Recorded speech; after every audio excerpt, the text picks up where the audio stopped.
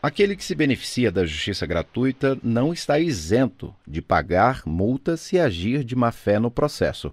É o que diz um dos artigos do Código de Processo Civil.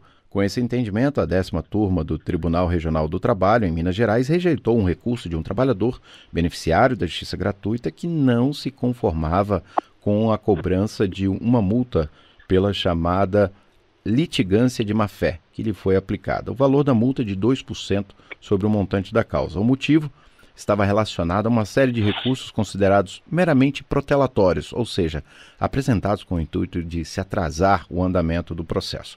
A 10ª turma considerou não haver incompatibilidade entre os institutos da justiça gratuita e da litigância de má-fé, uma vez que possuem causas jurídicas distintas que não se comunicam. Para explicar um pouquinho mais sobre esse assunto, para a gente entender melhor essa questão envolvendo a multa a quem agir de má-fé nos processos, sendo beneficiário da justiça, convidamos o juiz do trabalho e professor universitário Rodolfo Pamplona Filho.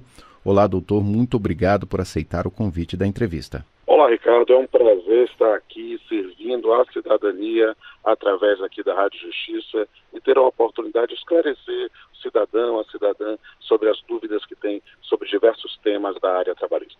Doutor, de maneira geral, é comum nos tribunais haver casos envolvendo cidadãos assim, que recebem o direito de usufruir da justiça gratuita, mas que acabam cometendo esse tipo de comportamento, ou seja, agindo de má-fé durante o processo? Bem, nós vamos aqui explicar por partes. É preciso entender que a ideia do acesso à justiça é algo que é garantido constitucionalmente.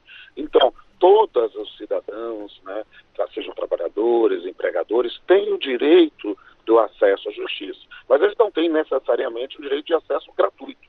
A ideia é imaginar que, se a pessoa tem condições de arcar com os custos processuais, ela pague um valor que, inclusive, é módico, é 2% sobre o valor da causa, nessas circunstâncias, na atuação no judiciário, pensando a quem postula.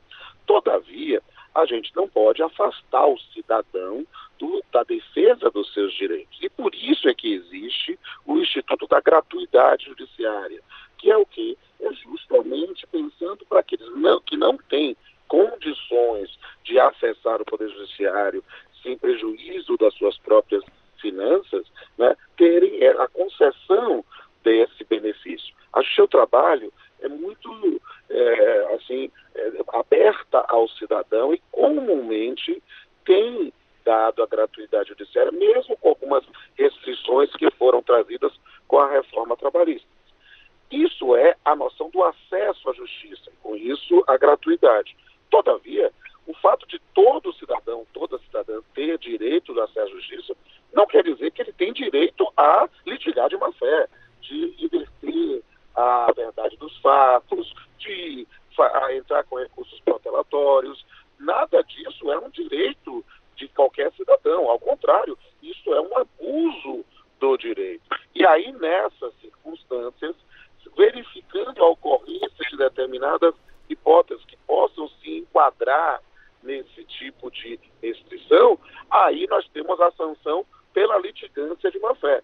Perceba, o indivíduo teve acesso à justiça, seja de forma gratuita ou não, mas quando atuou na justiça, ele acabou praticando atos que não foram considerados compatíveis com a boa-fé processual e por isso sancionados. Ninguém pode dizer que tem direito subjetivo a litigar de má-fé. Aí, neste caso, vai ser sancionado sim. Entendo. E situações como essas passam com frequência, nos tribunais, de acordo com a experiência do senhor?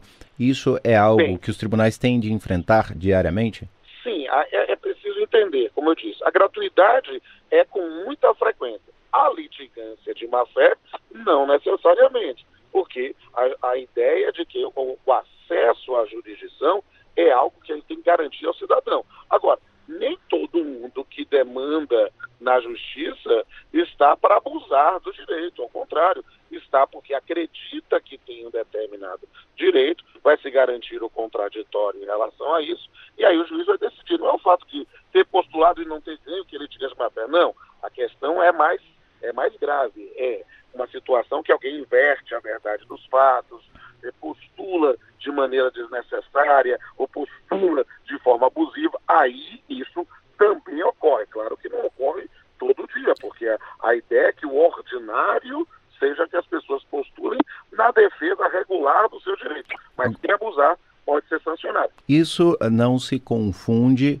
com o direito que, por vezes, por exemplo, um acusado, beneficiário da justiça gratuita, tem de tratar da sua autodefesa em determinado momento, ele, por exemplo, ele mentir sobre determinada informação ou dizer algo, né, que ele, às vezes, ou deixar de dizer algo que poderia prejudicá-lo na sua defesa. Isso não necessariamente configura um ato, uma ação de má-fé. Isso não significa agir de má-fé no processo.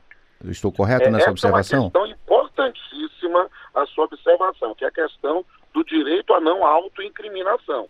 Então, o que é que nós temos?